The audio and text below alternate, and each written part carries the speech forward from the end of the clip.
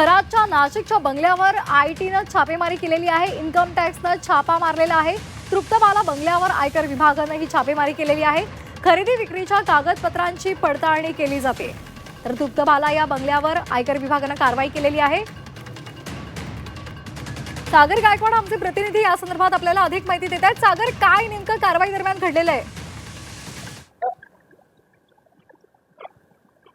नक्कीच खरं तर आपण बघितलं तर मी नाशिकच्या अशोक खरात याच्या निवासस्थानी आहे आणि या निवासस्थानीत ईडी आणि इन्कम टॅक्स या दोन्ही पथक जे आहे ते दाखल होताना आपल्याला पाहायला मिळत आहेत। मी आज जर दृश्यांमध्ये जर बघितलं तर ईडीची आणि इन्कम टॅक्सची ज्या दोन गाड्या आहेत त्या या ठिकाणी दाखल झाल्याचं आपल्याला पाहायला मिळत आहे आणि हाच तो बंगला आहे ज्या ठिकाणी ईडीचे जे पथक आहे ते मध्ये गेल्याचं आपल्याला पाहायला मिळत आहे। आता सध्या अशोक खरात याने जी जमवलेली काही माया आहे याची जी चौकशी आहे ती सध्या आता ईडी मार्फत या ठिकाणी होताना पाहायला मिळते। या ठिकाणी जर बघितलं तर अनेक मोठमोठे सेलिब्रिटी असेल, मोठे नेते असेल, हे याच घरामध्ये अशोक खरातला भेटायला यायचे।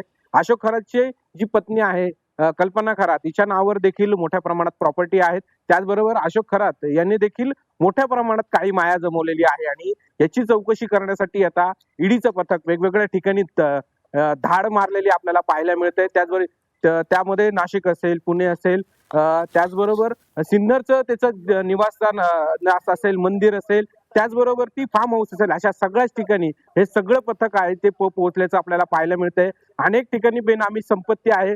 अनेक भाविकांना त्यांनी वेगवेगळे धाक दाखवून त्यांच्या जमिनी बळकवलेल्या आहेत आणि त्याच्या संदर्भातले आता सध्या चौकशी सुरू होताना पाहायला मिळते।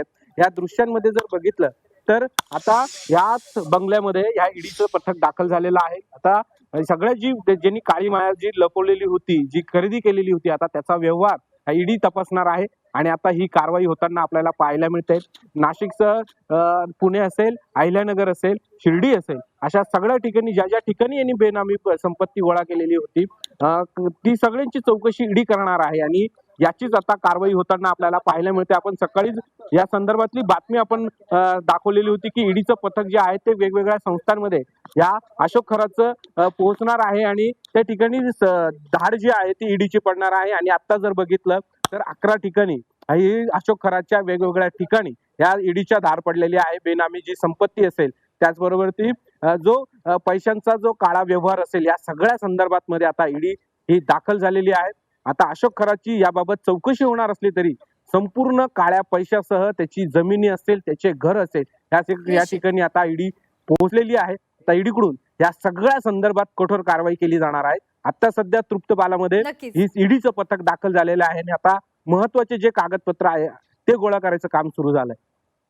अगदी त्यामुळे आता या कारवाई दरम्यान काय नेमकं हाती लागतं आणि कशा पद्धतीने त्याने हे आर्थिक व्यवहार केले होते ते उघडकीला येतात हे पाहणं महत्त्वाचं आहे। सागर, धन्यवाद दिलेल्या माहितीसाठी।